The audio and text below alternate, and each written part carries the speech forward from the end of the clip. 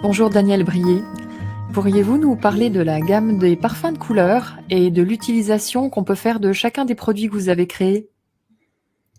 Alors, la gamme comprend 3 lignes de produits, de chacun 13 couleurs, hein. C'est-à-dire que, en fait, la gamme, c'est 13 couleurs, donc 13 fréquences déclinées dans différents supports, dans différents excipients, selon l'usage que l'on veut en faire. Donc, la première gamme qui a été créée, ce sont les eaux de couleur. Donc, ce sont des parfums, considérés en cosmétique d'ailleurs comme des eaux de toilette, hein, qui donc sont des parfums qui se respirent. On peut éventuellement s'en parfumer avec. Il n'entre pas d'ailleurs en conflit avec des parfums identitaires, type parfum de grande marque, hein.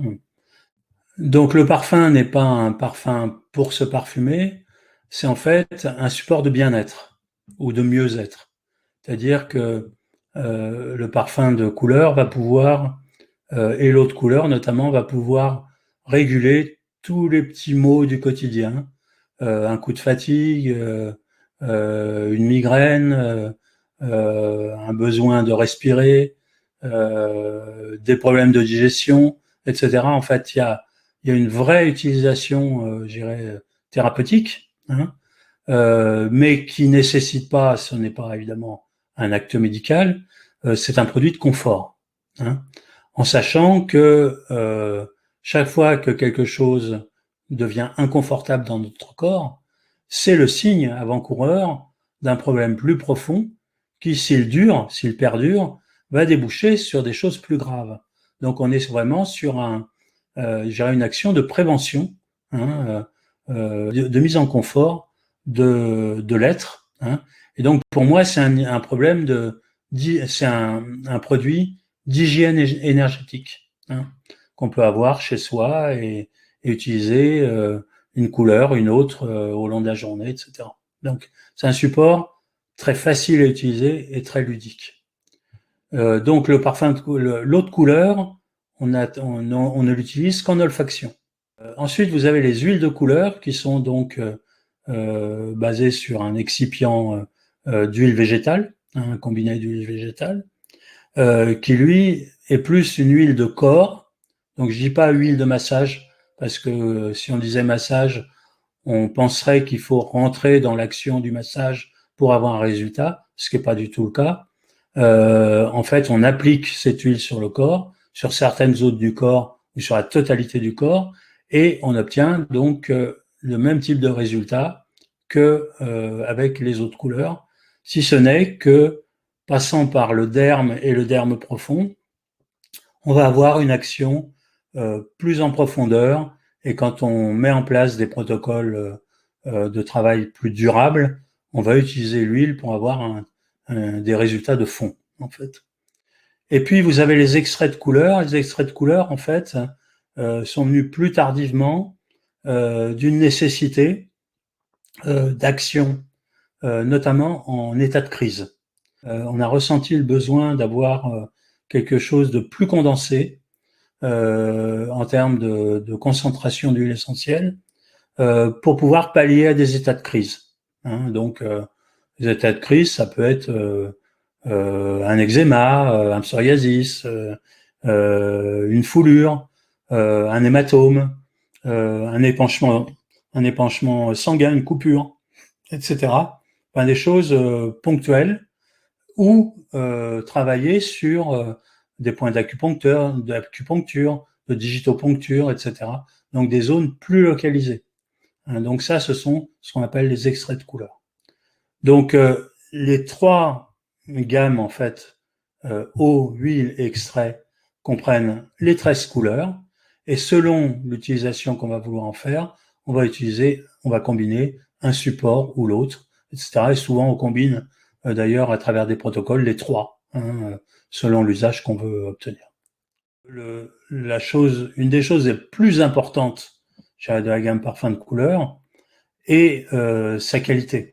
Parce qu'en fait, chaque fois que le corps est en contact avec une molécule de synthèse, donc je pense aux parfums de grande marque, je pense aux produits d'entretien qu'on utilise communément dans la vie quotidienne, les molécules de synthèse, et notamment les molécules olfactives, se fixent dans le corps et ne se dégagent pas. Ce sont des résidus, hein, au même titre que le mercure, le plomb, etc. Bon. Donc, à partir du moment où je prenais la décision de fabriquer des parfums de couleur, il était évident qu'il était impossible que ces produits-là laissent des résidus quelconques, hein. De la même façon, se posait le problème de la surconsommation. Est-ce qu'il y avait un problème de dosage? Est-ce qu'on risquait d'avoir un surdosage, d'en prendre trop, etc. Est-ce que ça pouvait avoir des effets secondaires, etc., etc. Donc la première règle, bon, ça, j'y suis parvenu qu'au bout de quelques années, parce que ça a été de très très longues recherches pour aboutir à 100%. Le critère du bio était fondamental. Donc la toute première génération de parfums de couleur n'était pas bio, mais dès la deuxième année, en fait, j'ai senti le besoin qu'il fallait travailler d'une part avec des huiles essentielles bio, parce que bon, j'étais un peu mieux rentré dans la connaissance des huiles essentielles, etc., et notamment dans les procédés de production.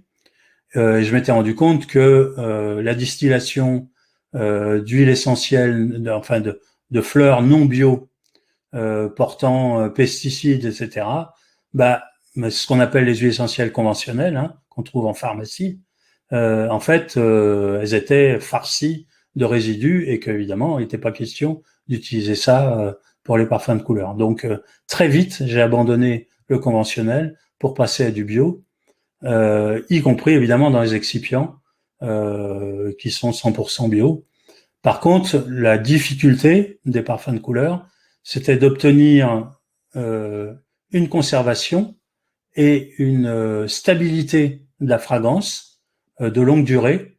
Et ça, pendant un certain temps, c'est la deuxième génération, on a été obligé d'utiliser 1% en fait de molécules de synthèse pour stabiliser et conserver le produit. Chose qui me dérangeait encore pas mal.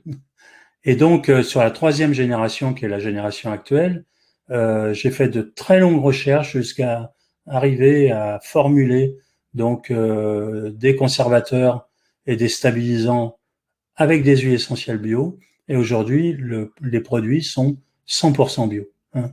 Et ça, c'est essentiel parce que l'intérêt que ça présente, déjà de par la qualité, on a un meilleur évidemment résultat avec du biologique, c'est compatible complètement avec le plan cellulaire.